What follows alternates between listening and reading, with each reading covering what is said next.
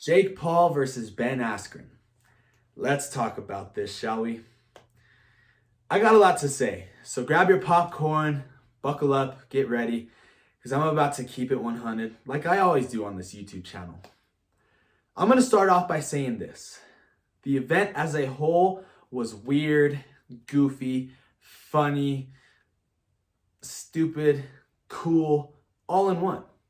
From the drugs on TV, to De La Hoya being drunk, to Justin Bieber performing, to Mount Westmore performing, to Saweetie performing, and all the monologuing that was going on.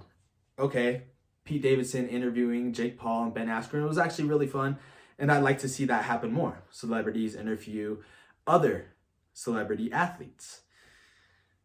But I gotta feel bad for some of the commentators, such as Al Bernstein. You can see on the commentary team, he is just like, why am I here? Michael Buffer, he was reading the cards after the fight finished, and he was just like, why am I here? And Mario Lopez, man, I gotta say this, you're putting on for Latinx culture, bro. You're putting it on. You're doing great.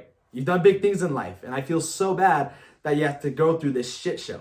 I saw you were trying to keep everyone on course, but it was like watching fights with a bunch of teenagers. No one was really into it. So at that point, he just had to let go of the reins and let Snoop be Snoop and let Pete Davidson smoke all the weed he wanted to on that. But I'm pretty sure everyone got a little bit of contact high that was within the Mercedes-Benz Stadium, by the way, where the Falcons play, if y'all didn't know that. So it was a pretty weird event.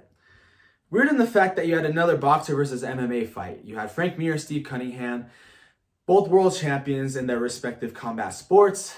Steve Cunningham won. Then you had a real boxing match happen in between that ended in some controversy. And that leads to the fight we all tuned in for, which, if you didn't know, did 1.4 million pay-per-view buys. It might surpass Conor McGregor and Floyd Mayweather. If that's true or not, I don't know. But all in all, it did some really great numbers. And I find it cool that people are interested in this, but I'm going to get to my point here in a sec. Boxing has done this crazy thing where they like to monologue on their pay-per-views, and they like to have concerts for whoever's fighting. You saw Canelo and J Balvin walk out Canelo in Canelo's last fight. That's where I love the UFC. The UFC just walks right into the fight, walks right out. Here comes another fight, out with the other fight. They don't monologue as does boxing. Boxing, they have a concert here, interview there. Another concert here, interview there. I'm all for the national anthem, but you don't see the UFC doing that. But I'm going to get to the fight. For those saying that it was rigged, let's stop with that narrative. It was not rigged. Those people that are saying it is rigged have never been punched in the face in their life and have Cheeto Puff fingers. All right? Not actual Cheeto Puff fingers, but you get what I'm saying, right? They've been dipping in the Cheetos, eating all the Cheetos, and just been pouring that can of weak sauce all over this fight saying it's rigged. But I will tell you, here is where it is rigged, is where Jake Paul announced he was fighting Ben Askren. It got announced maybe January, February. So both of them had a full training camp. But you can say it was rigged when he picked Ben Askren. Mind you, Jake Paul is handpicking his opponents. He handpicked Anderson Gibb and he handpicked Nate Robinson. You don't see him fighting a amateur boxer of his caliber. No, he's fighting celebrities and he's fighting well-known martial artists. But I'm going to say this. Ben Askren, coming off 2 straight losses. Of course, that famous knockout that Jorge Masvidal gave to Ben Askren is on every highlight reel you see on ESPN and any MMA website. That's the knockout you see. 5 seconds. It's what made Masvidal popular. One of the knockouts that made Masvidal popular. And then he lost to Damian Maia. Ben Askren's forte is not boxing. If you go back and watch his MMA fights, you do not see him standing and trading. You do not see him slipping and ripping. You do not see him going to the body, going to the head like Mike Tyson. He is a wrestler. He is a silver medalist. He is a Division I national champion. Wrestling is Ben Askren's life. If he gets you down, you are not getting up. And that is what he did to so many great fighters.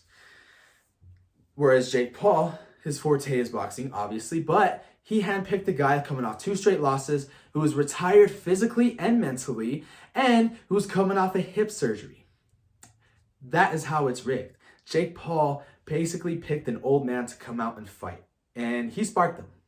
I'm calling it how it is. He sparked them. That combination he landed is a very simple combination that an amateur boxer will land on a not amateur boxer, on a less amateur. Jake Paul landed a very crisp 1-2, and it was perfect. I have no problem with the punch he landed. I have no problem with the stoppage. Ben was stumbling. But man, oh man, is Jake Paul gassing himself up? Is he gassing himself up? He is on cloud 9. Why wouldn't he be? I thought he was being a little bitch for crying.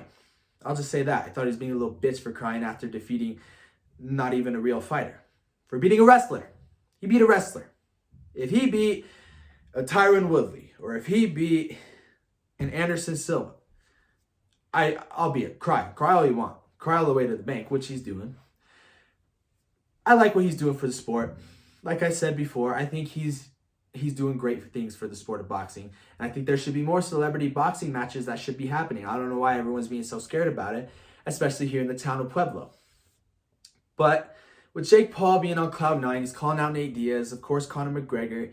All I got to say is if Jake Paul fights any one of those guys, a Nate Diaz or Conor McGregor, or even a Tyron Woodley, who has had some beef with a few of Jake Paul's teammates over the weekend, that's a different conversation for a different day. But if he fights either three of those men, Jake Paul will get murdered. Someone get the coffin ready. Albeit, he is doing what he has to do. He has skill, he has power, all the traits you want for a young amateur boxer. But Nate Diaz and Conor McGregor don't even have to train for a camp for Jake Paul, and they'll still beat the brakes off of him. Jake Paul don't want none of this smoke. But, like I said, I like what he's doing. Why go after professional boxers or professional mixed martial artists when you go after guys less of your caliber? You're going after guys whose forte is not boxing, and you're making millions in the process. So I like what Jake Paul's doing, but I hate him as well. I hate him, but love what he's doing. Who do I want to see him fight next? He's definitely not going to fight any celebrities. No. He can't fight Austin McBroom because Austin McBroom will die. Plain and simple. You can't fight any other YouTuber, TikToker, none of that. By the way, speaking of TikTok, those baddies that were at the fight, holy smokes. Whew. They literally got famous for no reason, and man, were they part of one of the most biggest events of the year. So shout out to those fine chicks. I think he should fight Tyron Woodley. You know, he called out Daniel Cormier today. I think Tyron Woodley is the perfect guy for him to fight, but Tyron Woodley is not Ben Askren. Sure, Tyron Woodley is a wrestler, but he has power. If Tyron Woodley fights Jake Paul the way he fought Vicente Luque, someone get the coffin ready for Jake Paul, put his tombstone above him, that's it. The hype train behind Jake Paul is officially done. But this narrative of Jake Paul being a real boxer is just not amusing me at all. If he would have done what he did to Ben Askren to a real boxer, to a boxer even of his weight class, because let's be real, Ben Askren fought at 170. Ben Askren fought bloated, essentially. He fought out of shape, essentially. So if Jake Paul fights a guy of his caliber, of his shape, even an MMA guy whose forte is striking, I promise you he will get murked. Call me when he does this to someone legit. Call me when he does this to someone who has a background in boxing. Then Jake Paul will officially have my respect. Right now, it's like 80-20. 80-20. I like what he's doing, but I hate him. He's got to show me more. And hopefully he gets back in the ring soon and it's against someone legit so we could all finally see him lose, ladies and gentlemen. This is the wildest boxing events of our time. But I got to say, like I do, keep it 100. I love it.